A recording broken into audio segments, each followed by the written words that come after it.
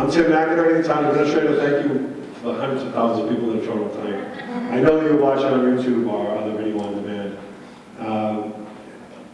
Thank you for coming out in lieu of nice weather and coronavirus, which we are very well, but not overly concerned about. I'm going to back up. No, just teasing. I'll tell you a funny story about this building I just shared with our consultants here. We rehabbed this building, I think, 3 times over the past 10 years. The last time we did it, we put the elevator in, but there's a safe in the back right-hand side, or back front right-hand side. And inside that safe, I can't tell anybody this, so you're the only people who are going to know this. But Andy Duchesne was the project manager, and we had construction meetings in that room. It was very dusty and dingy, and this place was in poor shape. And we made a decision, when we walled in that safe, we would put a chair, we'd get a newspaper, and we would get a fake skeleton. And we would sit it on the chair with the newspaper. So 75 years from now, someone will open that safe. And you people who are in this room are the only people to know this. So you should keep it a secret. Maybe your grandkids' kids might be the people who renovate this building in 100 years. It'll be funny. Good story. There's Andy. He's the culprit. He's the one that had the idea. Anyways, thank you for coming. We are taping this. When we get to the Q&A section, if you use the microphone, it'll help for Mr. Kelly, who's running the camera out back. We do have consultants here who have done survey work, outreach meetings with stakeholders, which will continue on. We're going to present the survey results. So this is DJ, this is Kayla. Kayla. I knew I was going to botch that one. I apologize for that. I think it's important to know the history of the number 4 and number 6 Upton Street. If people weren't here in 2011, that's when we purchased it. There was a lot of opportunities. I think Crystal Bay was on the board, so we're going back a long time, 2003. They were trying to buy that property from Peralt's for over $1.5 million. We bought it in 2011 of the anticipation of expanding the library on its current site. We did that for, I think, 13 acres overall for that particular site, and just under $750,000 we used to purchase it. With obviously the intention, as I said, to expand the library. We knew that at the same time we were building the high school in 2011, 2012, and Superpark there was coming out, it was torn down. And there were people in the community, I forget the gentleman's name who petitioned the select board to create the Superpark. Prunier? George Prunier, yes. So he petitioned the board, we created a committee, and a lot of work was done on figuring out what the best sites would be. So a lot of legwork went into how this would all go. And then when we realized that we were competitive for the grant funding for the library, we didn't want to really, we wanted to pump the brakes, right? Just like the Geico commercial. So we didn't build on that site because we wanted to see where the library would fit in. In 2015, we had an overlay surplus. We went to town meeting and we requested funds to use as seed money to figure out where, when, the best infrastructure, the best design to put this Superpark on that site. The reason why the timing is such now is because we have a natural synergy with the construction work that's happening on that site. We certainly don't want to pave over anything and then dig it up in 2 years.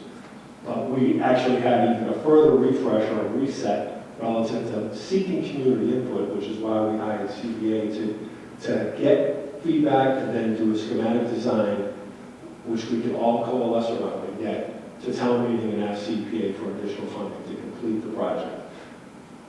Bearing in mind the timing of the library is the priority, and we're not going to interfere with that project. So I wanted to kind of just give that background so people understand. I hear what other people read about CPA money and the general fund and potential override and those impacts. CPA funds are mutually exclusive from tax dollars, which you all know, but people at home may not realize that. But if people have particular questions about those pieces, they can certainly call my office and I'll talk to them and walk them through CPA versus general fund money and what CPA money can be used for. This building, a lot of it was CPA. On 3 occasions, the roof, fire escapes that are now gone, and then the renovation of the library. And the skeleton. Thank you, Andy. All right, I accept this not, so I was. I'm going to turn it over to DJ. Thank you. Does anybody have any questions for me? Bathroom's out this door, and to the right, all the way down into the hall. You all made it in, so you want to get up. There you go. Thank you, Tim. So as Tim said, I'm DJ Shagnon, this is Caleb Bachman, and really the goal tonight is to sort of give you an overview of the project process, to talk a little bit about the goals for the super park that we understand it from the previous input that's been given, to go over our site analysis, past iterations of the project, and the results of the online survey that we did, and then to talk a little bit about possible park elements and program elements and so on, and then go over some final, very preliminary concept diagrams to see what sort of arrangements are working for people in terms of thinking about the big picture. But really what we want to be doing is imagining what the super park could be. Our goal tonight is really a master planning process.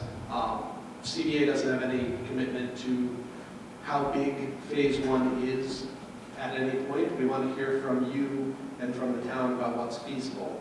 But we want to envision the big picture and dream about whether it's all at once now, whether it's a little bit now, a little bit 2 years from now, a little bit 10 years from now, however it takes, getting through things, because we want to build that vision for the overall picture so that there's something to work towards instead of doing it piecemeal and having it not really hang together.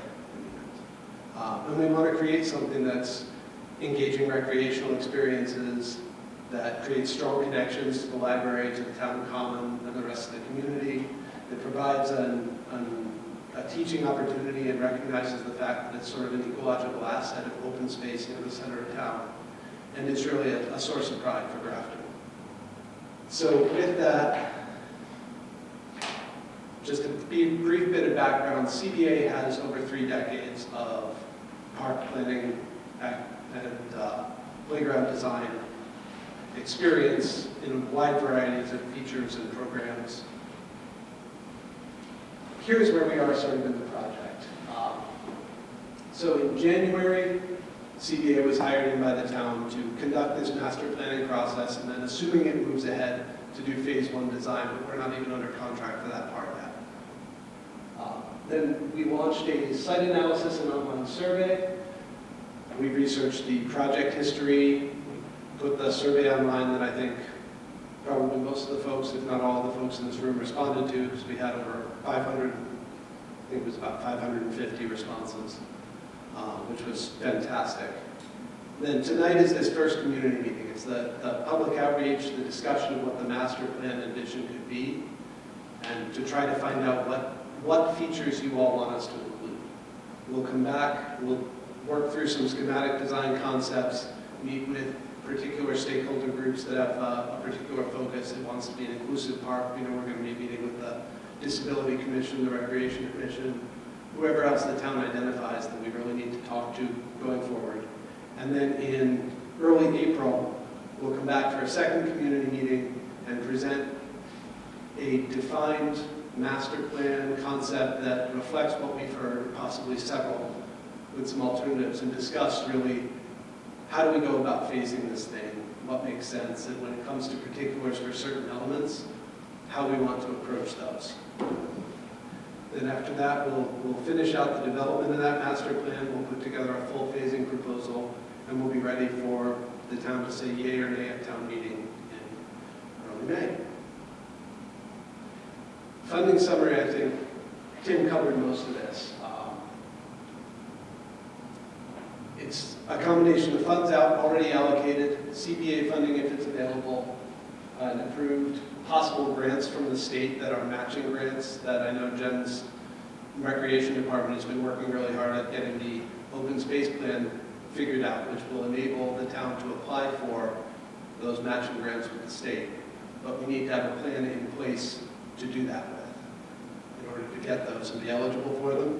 And those applications happen in the summer. So some of that addresses the question of why May town meeting. It's because if we don't have everything in place to say yea or nay at May town meeting, it becomes really hard to apply for those grants, and then the town misses out on that possible funding source and opportunity. There's a number of details, I'll leave it up for a moment, but don't need to go into all of that. The intent has always been, from what we've heard, to break the project into phases over time, starting with the most important features, which in past iterations have mostly been the playground or even initial parts of the playground and associated parking. And then there's been talk about expanding out to a splash pad, picnic area, and so forth over time. The goal is really to get a sense for the overall cost and how to break the project into phases so that we don't paint ourselves into a corner. So that really comes back to that master planning process, where the goal of it is to get in a park design is to identify the overall vision and the full wish list first, figure out how that all fits together, then define the priorities and the possible phasing. This is a park we did in Mattapan, it's a 17-acre park, and we worked with the community starting in 2009 to sort of define the master plan for the whole space. We went through a series of community meetings just working on that. And in the last one of those, we looked at how to break it into phases, whatever size made sense and so forth, and how was it constructible over time so that we didn't build something that then we had to tear out to be able to build the next portion and so forth. And what they opted to start with was just the playground. So we went ahead and did construction drawings for that, worked through that design in even more detail. And then shortly after, a few years later, they did the core athletic fields and some of the main circulation. And then finally, a few years after that, they did the remainder of the balance of the park. And they broke it all out, but they started with just the playground. And they were able to get a new playground and splash pad installed pretty quickly after developing the master plan at the size that made sense for that project and community, without then closing off their access routes and with knowing what they needed to run conduit under for the future uses and so forth. So that's really the goal here, especially with the library construction going on, is to set up that overall vision so that we can get the infrastructure in place to do the right thing whenever various later stages of the park happen, and to make sure that when it happens, it doesn't feel like it's done piecemeal. When we first started this project, we were initially selected and brought in with the goal of renovating the playground. And the community said, well, wait, hold up. They've been renovating our park little bit by bit for 30 years. And they've replaced the tennis courts where the tennis courts were. And they've replaced the playground where the playground was. And they addressed this other thing, but it's not really hanging together. And the football field doesn't fit, and we need to look at all of these other aspects. And can we please just get a master plan so that even if it takes us 20 years to build through it, we can get it right instead of doing it bit by bit. And that's really the strategy that the town has asked us to pursue here. It's the same sort of big vision and then figure out how to parcel it out over time as makes sense for you. So the goals for the super park, as we understand, were really to create a recreational resource with connections to the library and the community that's sustainable, adaptable over time, and is a source of pride.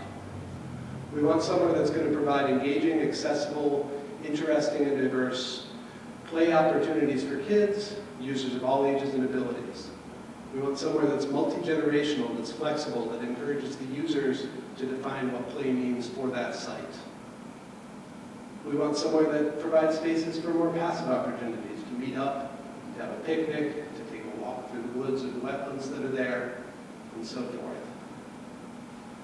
We want somewhere that's inclusive, that provides varied opportunities and so forth for users of all ages, all abilities, all interests.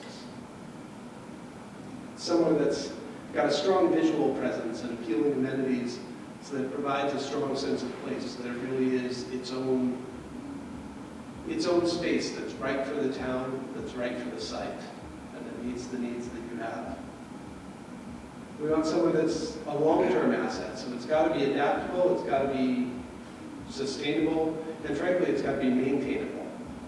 That we understand that there are maintenance budgets that come with things that are limited, so we want to use long-term, durable, sustainable, easily maintenance-friendly materials. The fact that it's adjacent to the library presents educational opportunities. The fact that it's adjacent to nature presents educational opportunities. And there's a lot of possibilities for really tying the whole site together. And that's why we want to look at it sort of in tandem with the program and the mission of the library and sort of tie the whole site into a single unified resource. And frankly, we want to make it somewhere that is inviting for people that are coming to the library, and so that the library is easily usable from the park as well. Those community connections are really important. That it's centrally located. We want to make sure access is clear back to it, that there's a visual connection out, because we understand that behind the parking lot of the library is going to be set back from the streets. So we want good visibility and a strong identity and a sense of a destination. This is a park we did in Medway that has it's next door to the senior center. In the end, we ended up building two different connections, one that goes through the parking lot so that the two spaces easily share the parking lot, and another that goes around the edge of the site and to the edge of the soccer fields and connects the senior center with a loop walk around the big soccer field that's at that site. So those sorts of connections to the library are what we really want to build here so that it feels like a cohesive whole. And lastly, we want it to have its own identity, strong connections, strong aesthetic appeal, reasons to visit, so that it's a destination on its own merit and a source of town pride. That's the overall vision as we understood it, and the goals that from the town administration and those we've talked to, that the rec department and CBA all share going in, but we also want to make sure we understand what the community's vision is. So to that, we look back at the original super park that everyone remembers from 2010. Some of the things that made that iconic, from the towers, the fort, the tire dirt bike. So maybe that's the aesthetic we want, maybe it's not. We'll figure that out as we discuss further. And then looking at the site, so to give people orientation, the edge of the common is up at the corner there, the existing library, the expansion there, and the new parking lot for the library as it's designed. And then it's a little bit tough to see, but this area here, these are all wetlands. This end has wetlands, and the site continues, but it'd be kind of difficult to build across that with more than boardwalks.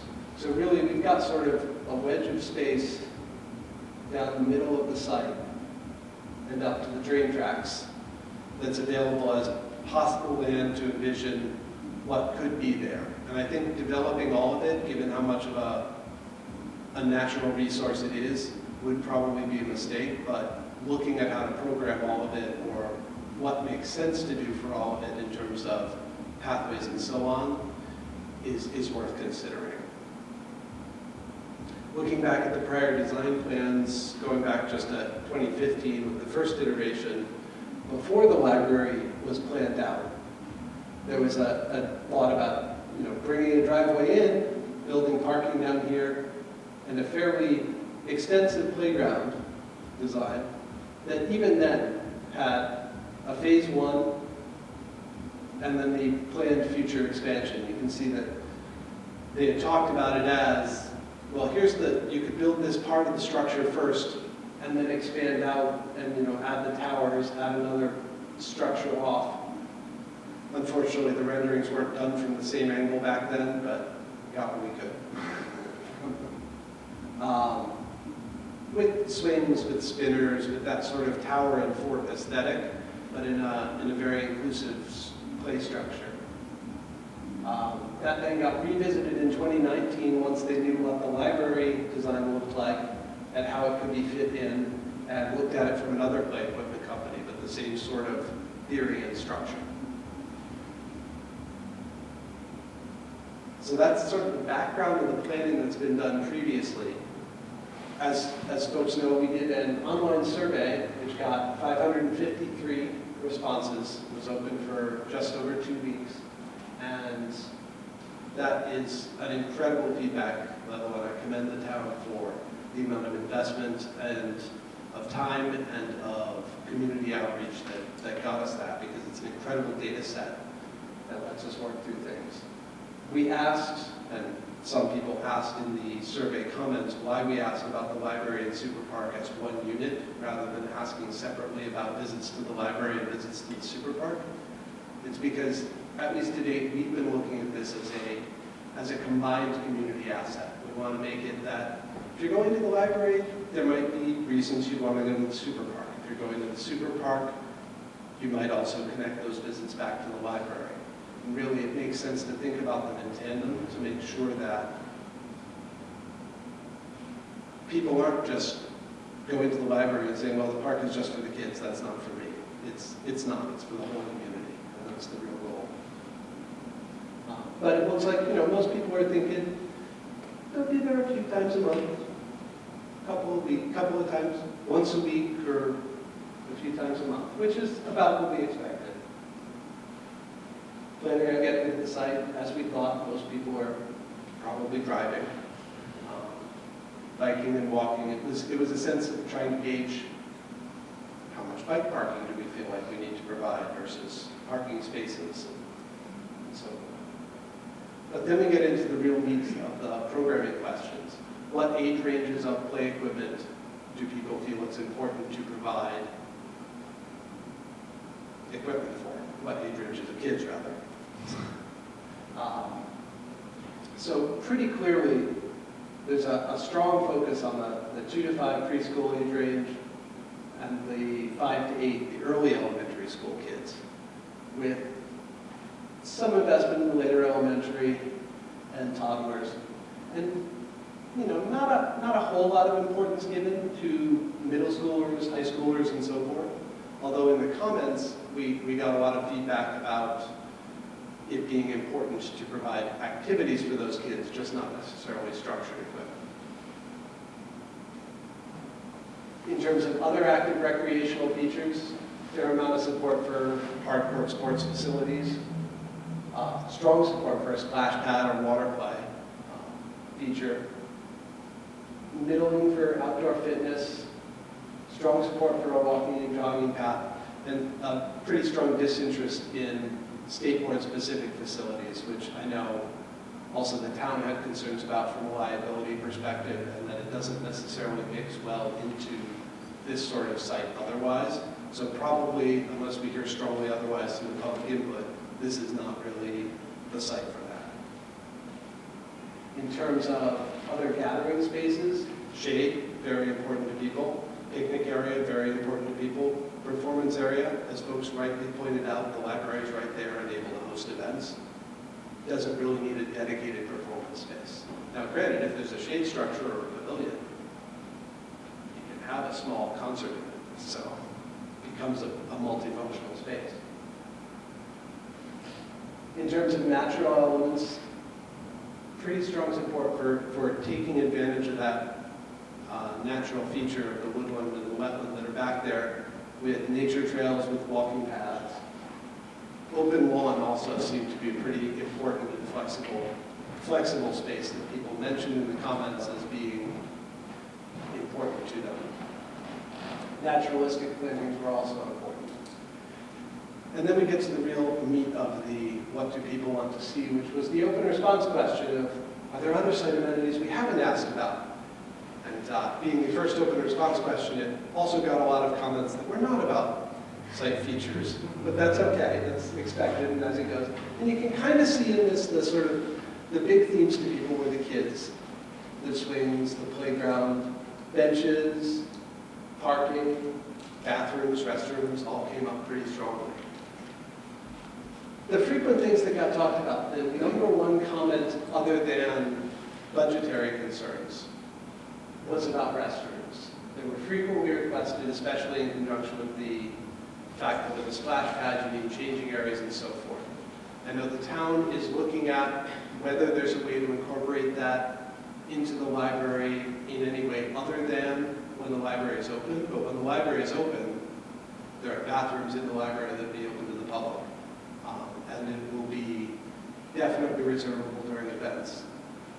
I know there's exploration going on of whether there can be outside of hours access from the outside that's remote access. And I think that's still an open item of discussion. If it doesn't work, then probably we'll program in, at least in the long-term vision, how to get the infrastructure to build bathrooms in the site if we need to go that route. Something we've done before. Playground-related comments included requests for soft rubber surfacing, for swings, for climbing walls. There were a few requests for zip lines. A number of comments just talking about wanting it to be an out-of-the-ordinary playground that was a little bit special and different. Play elements that we call the old super park, and a lot of comments about wanting it to be an inclusive design, both for people with physical mobility limitations and also people with sensory processing issues or whatever else, and really trying to get this to be as welcoming and inclusive a space as possible. Site furniture received a bunch of comments from benches, picnic seating areas, chess tables, drinking fountains, bottle fillers, trash and recycling, bike facilities, and adequate lighting came up a fair amount. All of those are things that we definitely would want to include here. Athletic facilities got mentioned a bunch in the comments. From pickleball, street hockey, basketball, gaga ball pit, bocce court got mentioned, soccer play. It would be hard to fit a soccer field in there, but informal soccer would be feasible. Skateboarding elements got brought up, as we've addressed. Things for older kids and adults particularly really fall into that category. Someone even mentioned the possibility of taking that idea of a splash pad and could you convert it into an ice rink for winter use. Quite possibly, it's been done before. Walking and bike paths got a lot of comments. Dog-friendly elements as a separate fenced area of the park. Certainly something that there's the possibility to include if there's strong support for it. We would definitely need to make it its own separate area because there are concerns about Board of Health issues with dogs in kids' playgrounds and so forth. A splash pad got a lot of requests and comments. Along with this, as I said, along with the suggestion it could be a skating area. Facilities for older kids and adults requested generally. Fencing came up in a number of comments, especially important regarding the children's play areas and the proximity to things. Shade, parking, and access to the nature and open space of the site were all talked about. There were also significant concerns that I think Tim addressed and others have spoken to about both construction costs and maintenance expenses. And we can discuss that more later. I'm sure we probably will in the open comment area.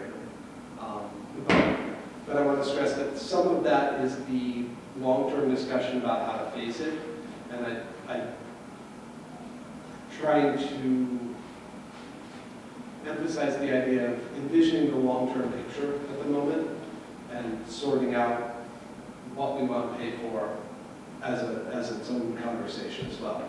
There were also concerns about locating the playground too close to both Route 140 or to the railroad tracks with sound issues, access issues, and so forth. And those are definitely things that we are keeping in mind as we develop plans.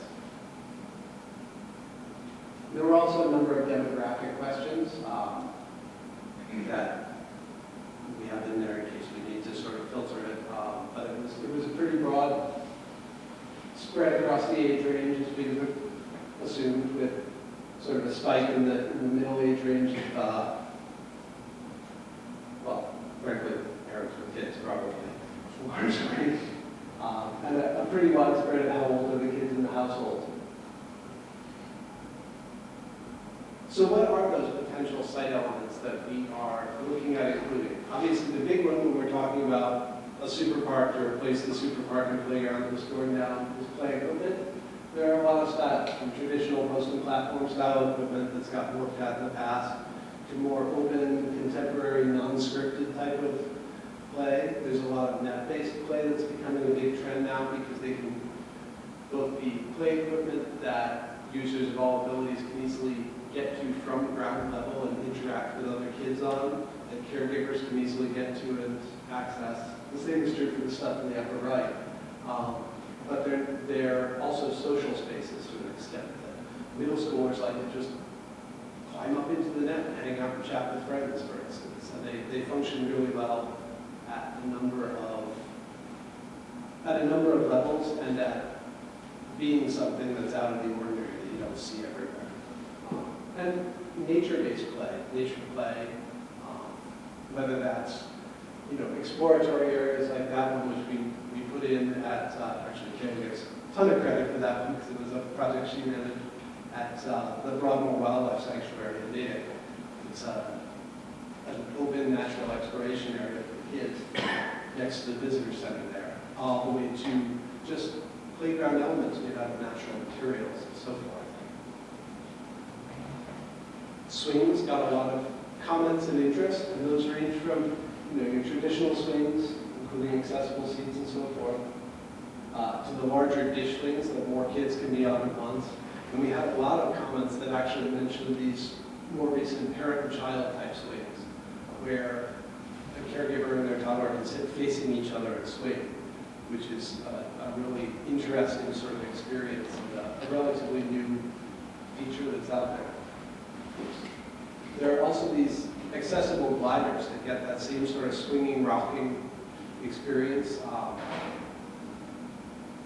Wheelchair can roll right on, and you can move it with just a few kids' body weight. It sort of rocks like a big glide rocker in your living room with 15, 20 kids on it. And when we've seen these at elementary school playgrounds and so forth, they tend to be incredibly popular and a really sort of inclusive feature. They are working on, there are new spinners out there that are much more inclusive and accessible and also, frankly, safer than the ones that we all broke our arms or whatever on as a kid. Playground design has come a long way. There were a number of comments for zip lines, which are definitely an interesting possibility for a site that's got open space like this one does. So that's a feature that might be worth exploring.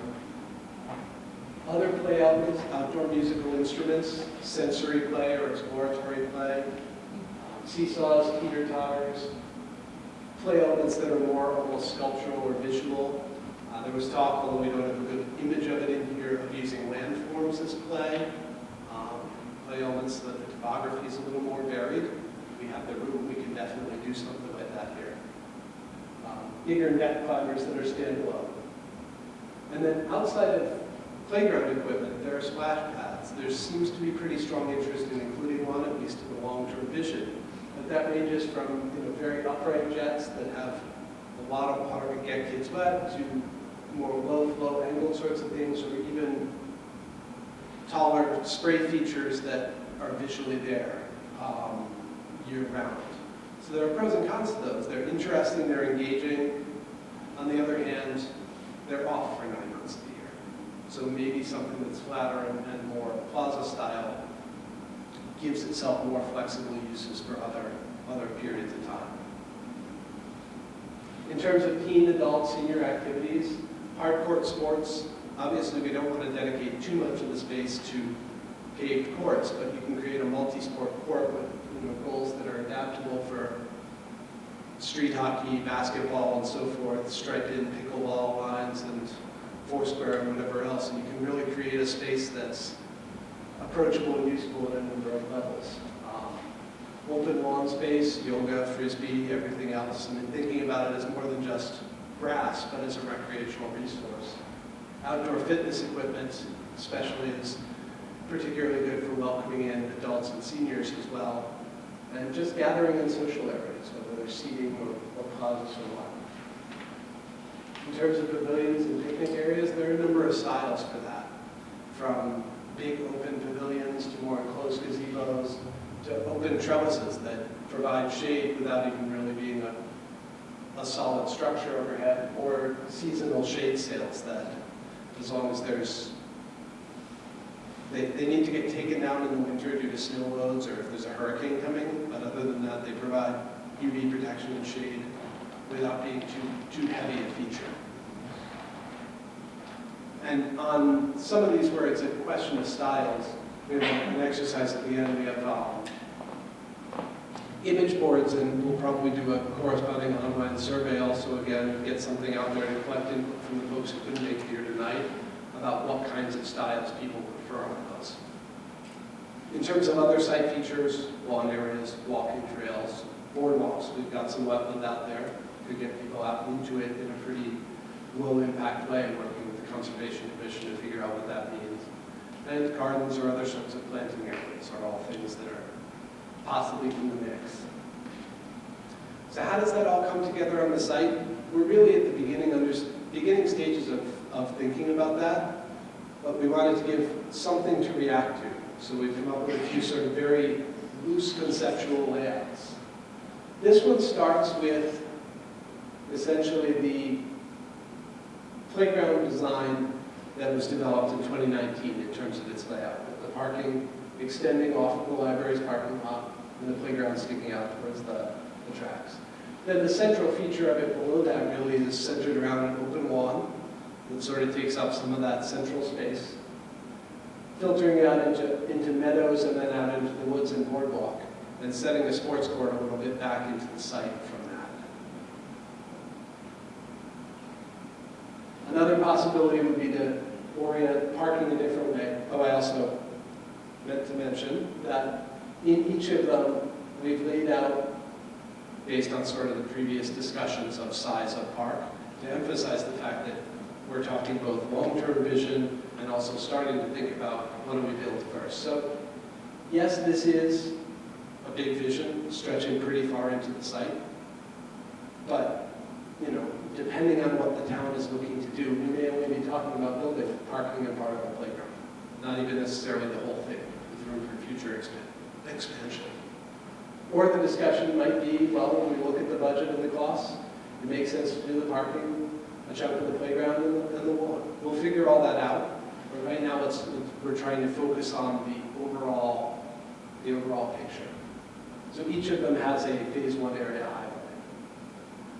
Another possibility might be to, as people have said, get things a little further from the train tracks to the playground. Bring the parking across instead of down. And then build out playground and splash pad down in the focal plaza in the center so that you can build it in modules as budget permits. Open lawn, separating it from a sports court, and maybe throwing it out there. Maybe that's an important feature to build first. Centering things as you get down into the site with a picnic pavilion at the end of sort of the open laneway with the old stone walls that's cutting through the middle of the property. And then back into the green spaces bordering a sort of multi-purpose field that could be open for athletic uses. Concept 3 really takes that same parking structure, works a playground, and creating a buffer between that and the train tracks with landform and planting, and then building from an open lawn to a meadow area with a pathway that you could put active nodes along. Maybe those are fitness stations, maybe they're seating areas, and so forth. Obviously, in any of these, if we're taking paths back into the woods, we want to provide lighting for those, budget allowing. Now, out into the woodlands with sort of a more nodal approach. Or a concept that takes that playground and the active elements and really clusters them up closer to the library. And then an open lawn further back in the site and lets the natural area be natural around it. Sort of just to give you an idea of the range of possibilities that's out there and to try to have a conversation about what makes sense to people in terms of what you would want to see in that grand vision, and then we'll work to sort of come up with more detailed options to get further feedback on. That's really the core of the presentation. I'd like to open it up for comments, discussion on things, and we also have a sticker exercise. We have a few of the precedent image sheets and a set of stickers, and we'd love, if folks are interested, you to come up and put, stickers on the ones that appeal to you out of the things. And we have post-it notes if you have a particular comment related to a feature and so forth. We'll also do, I think, given the turnout tonight, another small online survey to get that same sort of input from the folks who couldn't be here and who are catching the meeting on the public access and so forth. So thank you, and with that, open it up for questions, comments, etc.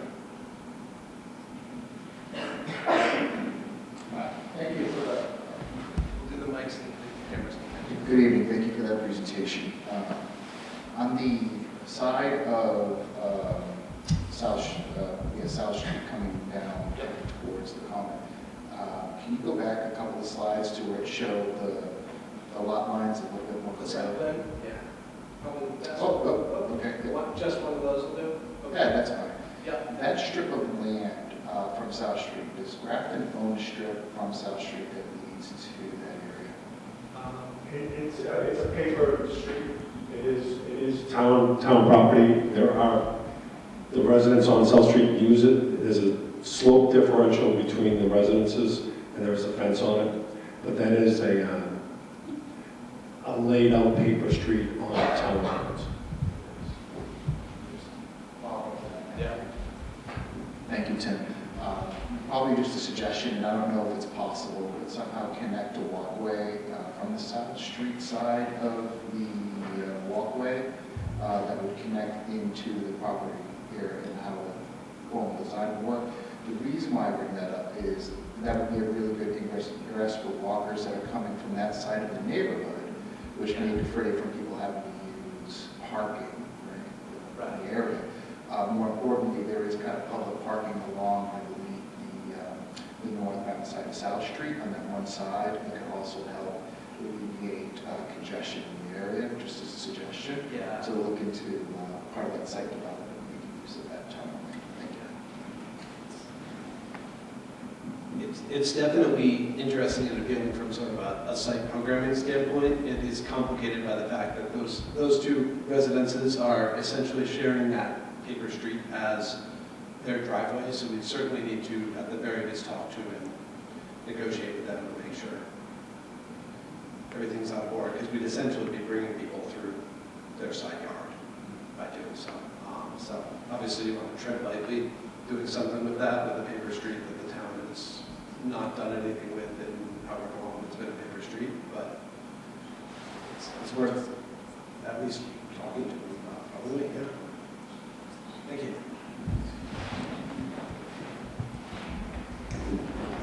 May as well just take a seat, it's more comfy. Roger Trahan, 4 Old Upton Road.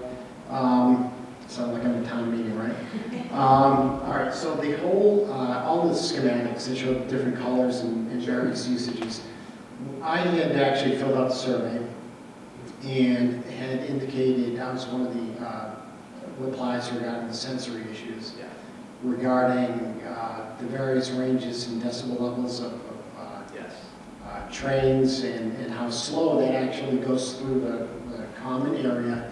So what I'd be looking at is at least some type of objective data regarding what is the decibel level of not only the train, how frequently it goes by. It would be neat to get creative and maybe some techie out there could have some type of app where we could in real time know when that train is approaching. Well, knowing that it's coming. Yeah. You know, it does pose a sort of separate but equal issue, but so does the whole area, the whole common, even the library itself. There will be a level of noise that will occur, but I would like to at least see, you know, some planning and some study regarding objectively measuring how noisy the various areas around that whole perimeter are, while also taking into account, all right, am I correct, is that the fire station, or is that Cumberland Farms? Top right. Okay. I believe that. Yeah, that's the fire station. All right, where is the fire horn? Is there a fire horn at the old station on Worcester Street, or is it behind the school? Yeah, it's across the street, but it hasn't worked in 2 years. Okay, all right, is it anticipated to be working at some point? I expect you to figure out one that's going to be functional. All right, so. Civil defense, so it's tough to find parts. Okay, so if and when there is a plan to get that operational, I would want to see what the decibel level is for that structure to, I mean, I knock on wood, I do not have sensory issues, but even for me, that is mind-numbing as far as the sound.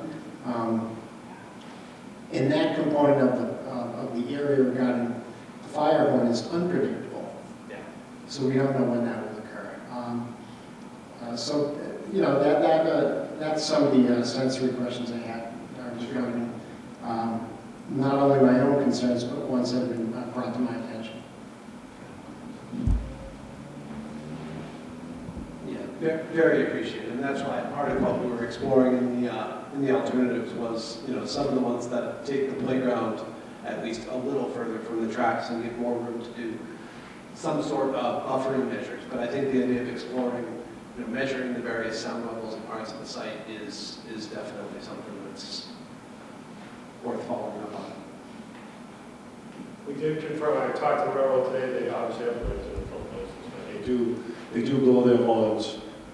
Of course, they blow it closer to the intersection, and the only way we can get them to not is to have a quiet zone that would require, the gates are already there, which is good, but there has to be raised berms so someone can't go around those gates when they're closed, and that's why they have to blow the horns under the rules. So if we want to upgrade that interchange for the rail, we can eliminate the horn completely if we were to do that.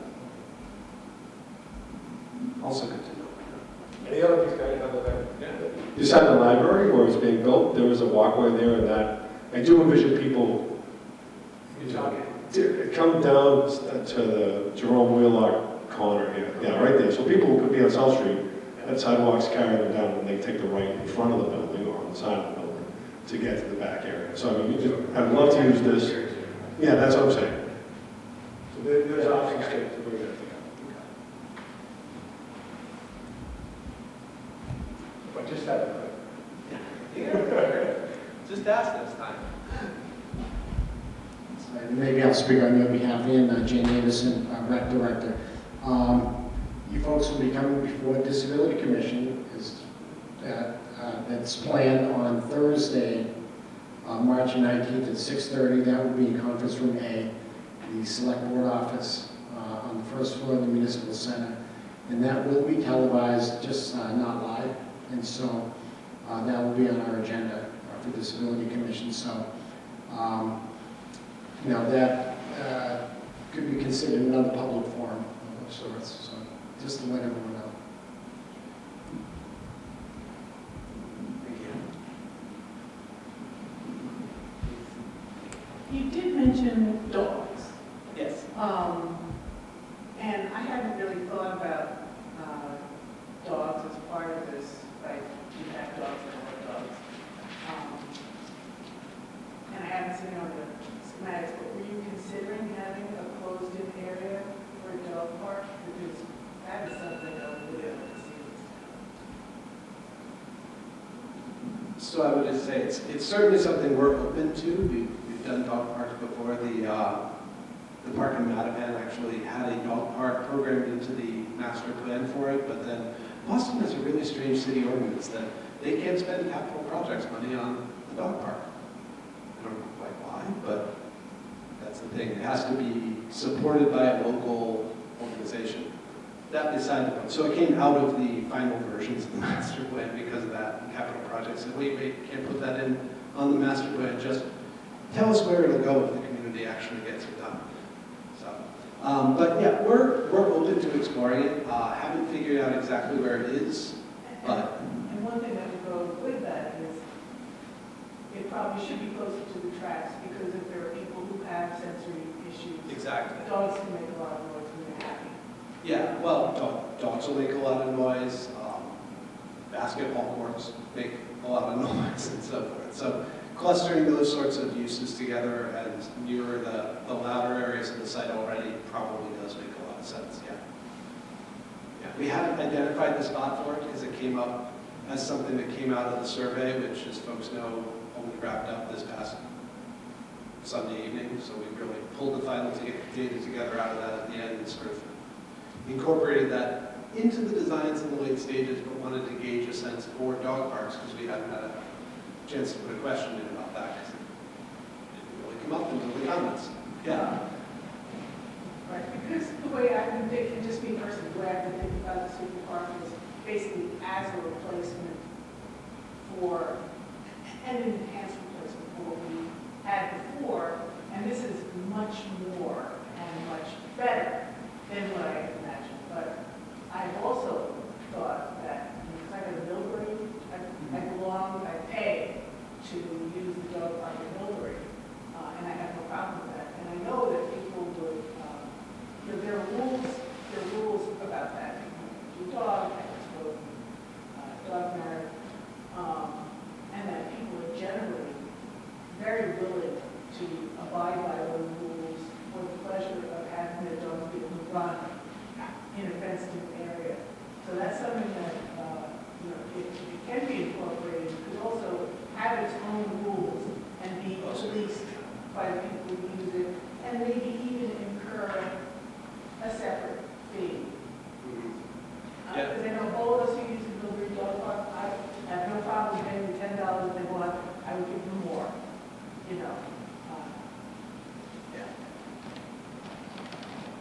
Absolutely, yeah. It's something we're definitely open to exploring, and we will look into it further, talk to the rec commission about it and so forth, right? I think, and try to gauge that sense of it. There are also grants that are specific to dog parks and so forth that can help do with that and so on. Yeah, they're definitely a fun feature to incorporate into a park design. Are there noise standards that are accessible, can't be exceeded? Or is there a desirable level of noise that you're trying not to exceed? Because I work at South Grafton, and when we're right next to the fire station, and it's very loud, and we'll bet you another building that affects, and you don't know when that's going to go off. But you just have to work around it. I think there definitely is some aspect to needing to work around it. Roger, you might even be able to speak to whether there's statutory requirements on that. Because You got me stumped on that. I'll be the first to know that I don't know what that standard is. Right. I know that there are general noise level guidelines. I'm not a sound expert, so I don't know what they are off the top of my head, but I know that there are studies out there about. Probably OSHA would have. Yeah, OSHA related sort of noise standards, definitely. We want to look into those, sort of what was being discussed already about sort of getting a sense for what the sound profile is like on the site. I mean, it's near the fire station. To some extent, that's an uncontrollable, which may affect what sorts of programming we choose to bring in here. It's definitely true. Please. Hi, Kristen Belanger, the chairman of the Recreation Commission. I just wanted to point out, I really appreciate you connecting the library to the park space. I think it's really important, to bring that to light, that libraries in this day and age are kind of rebranding themselves. And there's a lot of people in younger generations that you'll hear them say, well, I go to the library. We don't need libraries anymore. We get books digitally and yada, yada, yada. But it's very important for people to understand that libraries are becoming the community center. And now, with this project, the extension of the library into an outside space that can be used as a community center and a gathering space, and just kind of really getting people to think, like, how do we use an open field? Yes, it's just a bunch of grass, but you can be using it for public gatherings, for projects, like you were saying, like, the toddlers going out for their reading time, all kinds of things that people haven't really thought about before. So thank you for drawing that connection. You just asked. Can I just want to say one thing? Because as you were talking, and you just hit it on the head, right, with they go innovators, right? There's the Nelson Park and Library, they were 120 years ahead of us, or however long it was. You would know better than me, John, but you know what I mean? They were thinking the same way of what recreation and what culture and community means, and they did it in the Nelson Park and Library. So I mean, this is kind of we didn't invent this, it wasn't anything new, but we just got lucky because we had the space. People before us had the foresight to get that land and preserve it for that purpose. So it's just interesting that the history is really, we're tying back to that historic record of preservation. And really, for us as designers, that connection with the library is one of the really special and exciting parts of this project. So we're really happy to work with that and create those connections and programming opportunities. And I think to enhance that purpose, maybe the parking, you know, if there's all the parking for the library and there's additional parking, maybe the parking should be more along the railroad, so it's a shorter walk for people from the library. Oh, that's a thought. You know, so if you're taking a bunch of kids from the library to go sit in the, you know, in the area, Yeah. you'd like it to be a doable and not over McAdam, you know, the whole way. Right. Well, and to that, you know, in all of them, I've been envisioning leaving a connection. There's a sidewalk alongside the library's parking. We envision extending that alongside the newer parking, sort of with the intent that when you get to that, the parking can serve double duty. When there's a big event at the library in the evening or whatever else, not as many people are out in the playground, but you have sort of overflow parking for the library. On a Sunday afternoon when the library is closed, but the playground is hopping, you have more parking at the playground. So consolidating them helps in that respect. But I think that is worth exploring, and we'll have to talk with Andy a little bit more about how that parking layout has gotten structured, because there's definitely,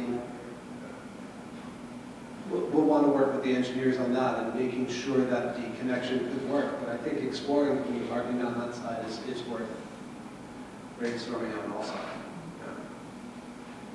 Yeah. It wasn't an easy connection to make with the parking lot for the library as it's currently designed, but I don't know that makes it out of the question. So yeah, we'll brainstorm with Andy and his team. But I think just to clarify too, maybe Andy confirmed that there's the parking that the library needs to have specifically as part of their grant design, and we're not allowed to With the extent share that we have parking, to show separate parking. But Right. yeah, just for the, just to where make to it, put the park. so they're not walking that extra. right. Well, in other words, if you even envision taking this plan, but shift the orange oval to be filling that space and the parking to come back here where it's close to the train tracks, I think is an interesting concept.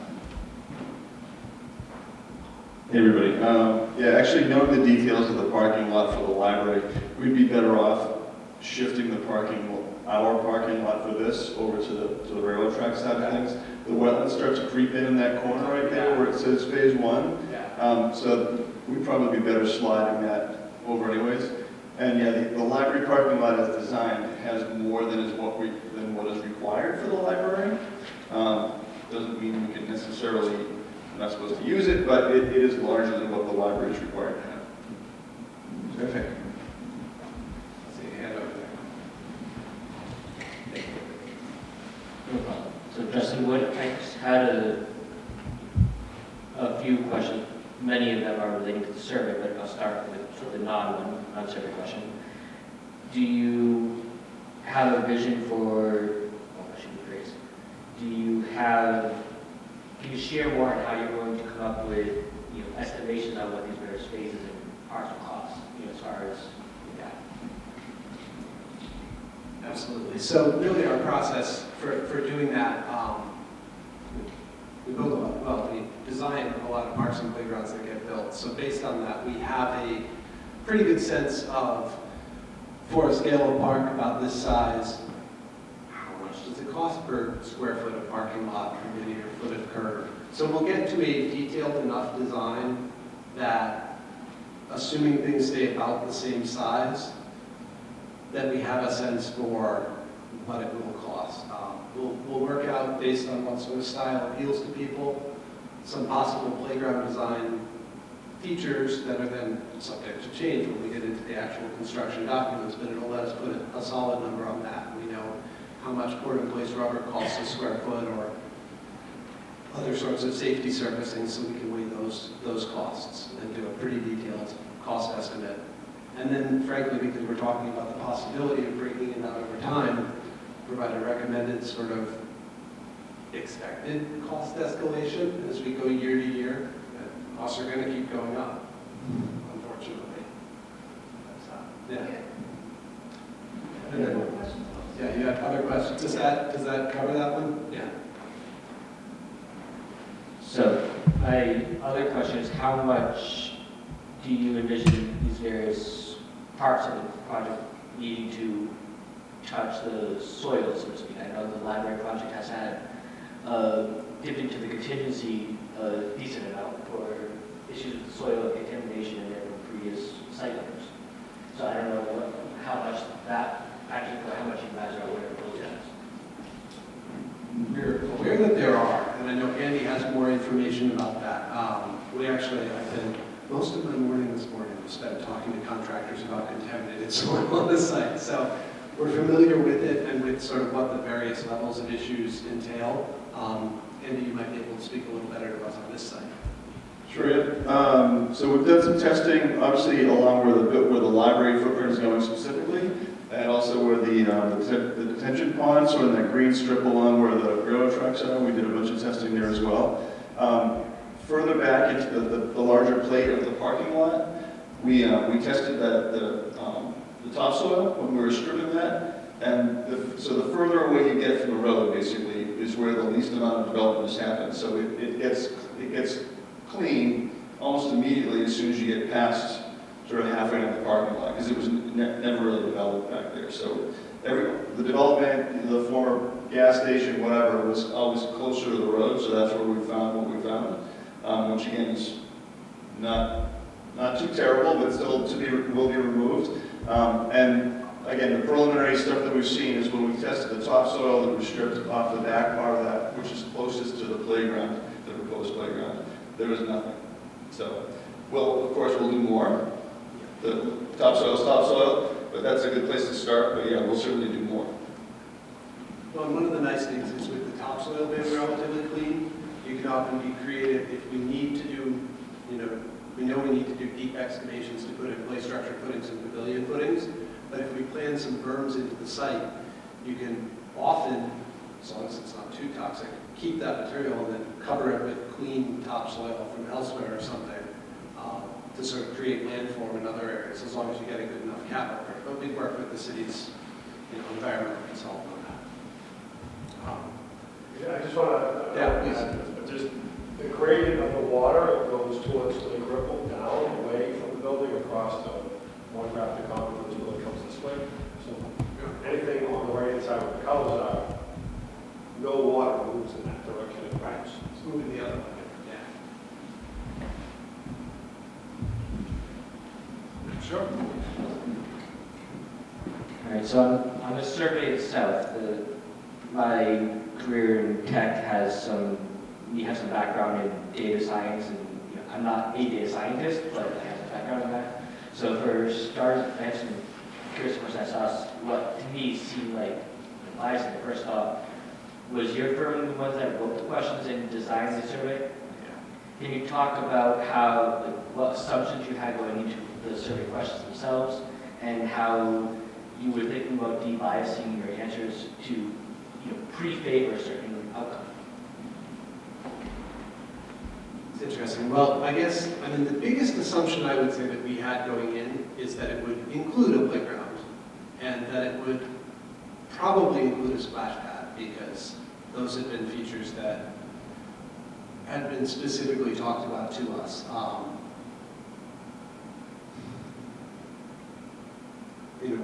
I'm not a data scientist, and it would be nice to have the capacity to really bring one on. But I guess the only inherent bias I'm aware of is the assumption that there would definitely be play equipment if we were going forward with building a superpark here. To that end, then the question is, what age range should the play equipment target? And that's sort of dictated to some extent by the play equipment companies, and the regulations surrounding that have different guidelines for different different age ranges, so that's what the equipment targets. Beyond that, I'd love to have a better conversation with someone like yourself who knows how to make at least our future surveys better and more bias-free, I suppose. Were there specific questions that you felt were biased? Just Yeah, curious. Like, one, for example, to me was just the opening question, how often do you plan to visit the library and Superpark? The idea that, number one, as of that question, there was no pre-information on what would be a Superpark in this case. Would it be a park, would it be a play, would it be a basketball court? And the pre-bias as well that people that will be going to this are going to the library and the park. People may be going just to the park, they feel they have all the library services at their home, or vice versa. You know, they may not feel they want to use the park, or maybe an elderly person who doesn't have much mobility, but doesn't feel that they want to do that in the park, they want to go to a gym and use the library. So that was one area that I had some bias. And in that same question, there was no option for never. That I recall seeing. Actually, yeah. That I recall seeing. I could be misremembering that point. But my additional question here as well is, well, I had one more, this one I would go first. Is it possible to have that raw data from the surveys available for anyone that wants to look at it, or is that have essentially PII, so to speak? I think we can make that. I mean, it's honestly the percentages and the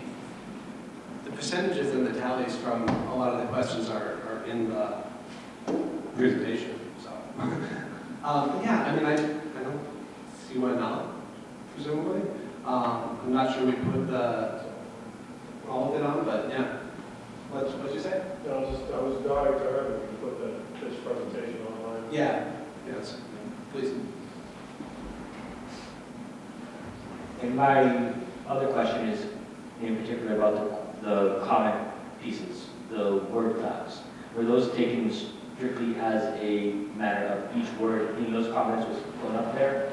Because there's lots of, there's a lot of nuance in comments, and people could say, I have no kids. Or they could be saying, I have 20 kids, whatever. And it, just the word kids makes that look a lot, more permanent. And so having analysis done of the comments themselves is pretty important. I think word clouds are very misleading. Yeah.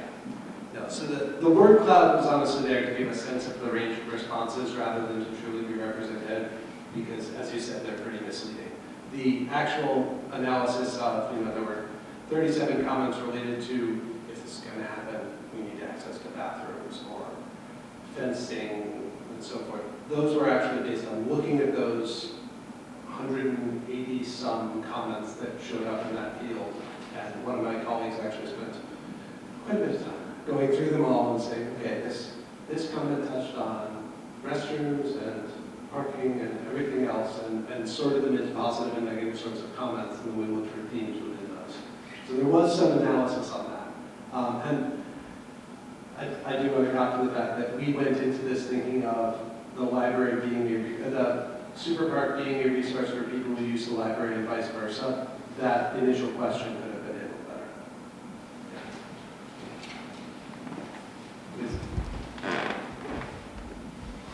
Hi, I'm Bruce Spinney. I'm just wondering, Tim, you alluded to before we were trying to marry this to the library project. That parking lot up there is what the library parking lot is going to look like? Yeah, Andy. Okay, so there's some infrastructure demands that you want to make sure you have the capacity to do things. So we're just talking about that, which is why we're kind of moving this forward in May, if I'm correct. What are some of those costs? What are you bringing up there? So you bring water, electricity, anything else? And how much does that going to cost? Because you're there, you're working with it, so you can probably give us a better idea of just those costs to get this done.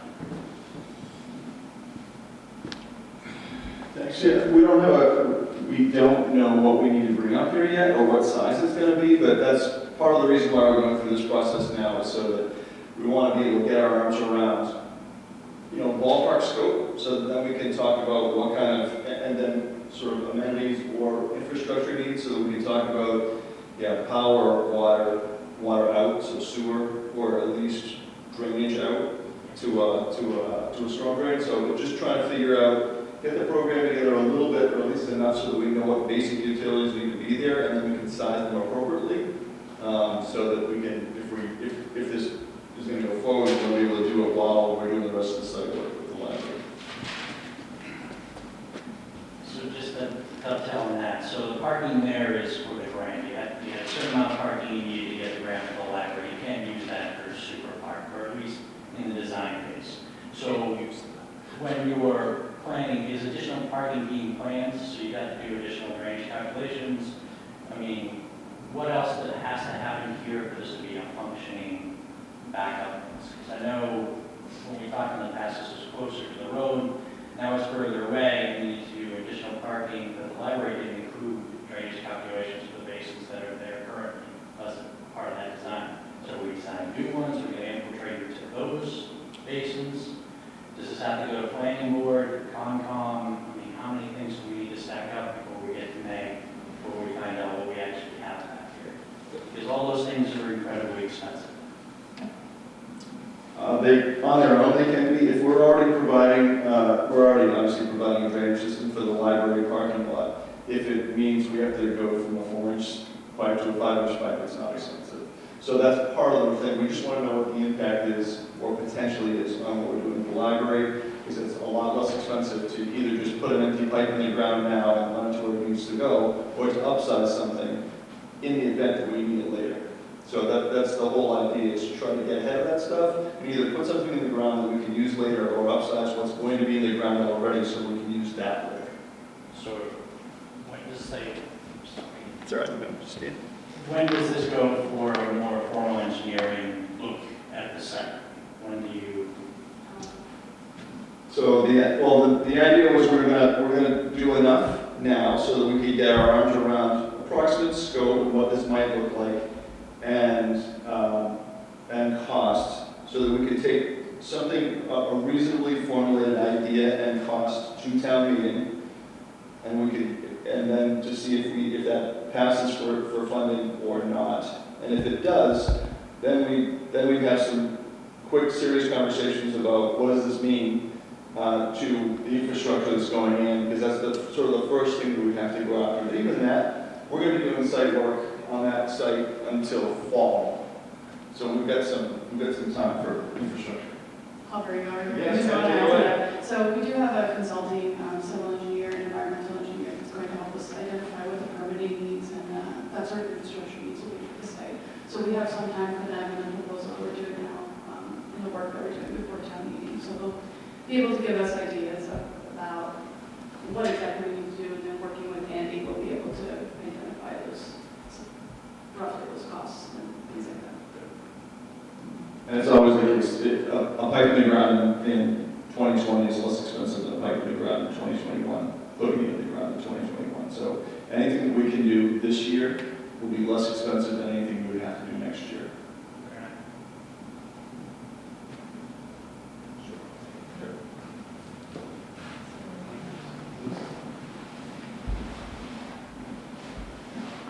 People know me as a talker. And Roger Trahan, I just want to frame some of my earlier comments regarding the survey. All right, those are my own personal comments and not those of the Disability Commission. But also, I will mention that I am chair of the Disability Commission, and therefore I'm the one that puts together the agenda and the meeting packet. So I'll let you know that we do have an email. So if anyone wants to email the Disability Commission regarding issues of access and such, that is disabilitycommission@grafton-ma.gov. And it's not a discussion board just because of the open meeting law, but all of the members will receive those emails. And I'll be sure that correspondence does get onto our meeting packet. And if anyone wants to reach me, just to give me a call, it's 508-3 335-0507. And I'm actually the point person on the Disability Commission for this particular project. So, you know, instead of reaching out to various people, trying to be more efficient, and you can reach out to me or email the Disability Commission. Sure, thank you for that. And just to be clear, comments to the town in general about the project, I think should be going to the recreation department. Is that right, Jim? I don't know if there's anything you want to add to that, or? No, I mean, hopefully you've all been to the project webpage at graftonrec.com. We've tried to be as informative as we can be regarding all the questions that have been asked, the information we can provide, the survey, the outreach meetings. We'll be posting this presentation on that webpage as well. There is the ability to, there's a contact form there to email the recreation department, which is just recreation@grafton-ma.gov. But we do also have recreation commission meetings the first Monday of the month, and this is constantly on the agenda. So if anyone would like to submit towards that or to come to one of those meetings, we'll be meeting again at the beginning of April. Okay, thank you.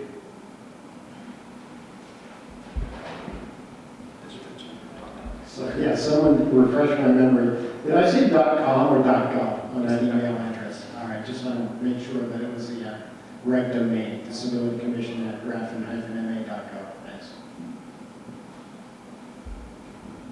And as Jim mentioned, there's a terrific project webpage that she and her team put together that actually addresses some of the stuff you brought up of background and defining what is a superpark. And I guess one of the other implicit assumptions we had was that the intro page that had a link to that would encourage people to visit it if they hadn't already, but that's kind of hard to enforce. So hopefully people went into the survey at least somewhat informed about the project. I can't imagine there are many people in town who aren't at least somewhat informed about this project from what I've heard, which is good. I'll just say one thing on that. A lot of people that I've spoken to, the most they know about this is the ones that I've talked about all the town politics, people closely as many in this room do, is that it's going to be near the library and to replace what they remember about the old middle high school. And this survey was shared in many locations, and most of them were directly to the survey rather than the Grafton Rec page, or like the town's Facebook page, for example, did that way. Which the survey had a direct impact to that page in its opening, but yes, you don't always want to click another link to get to something. Understood. Are there other questions, comments, discussion topics?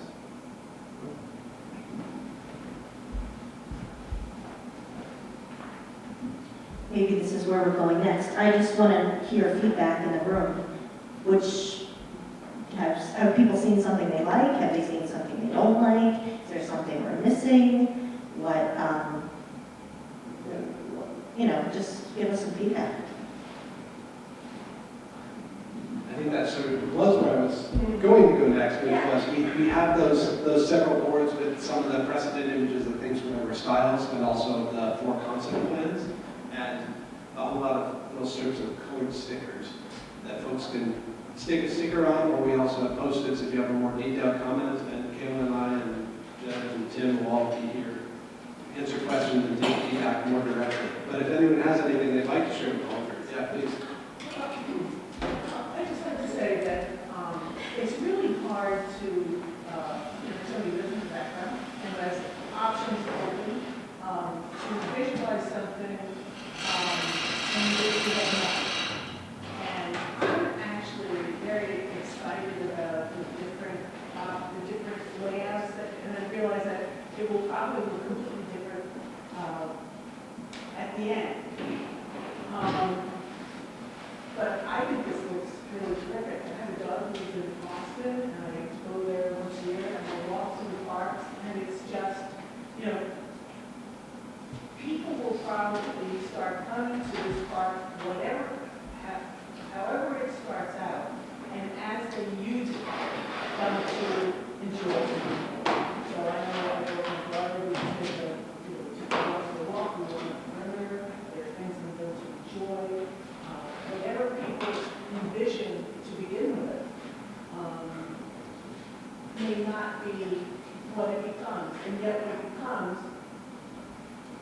it looks to me, will really become something that's an asset to Grafton, and that people will enjoy using it.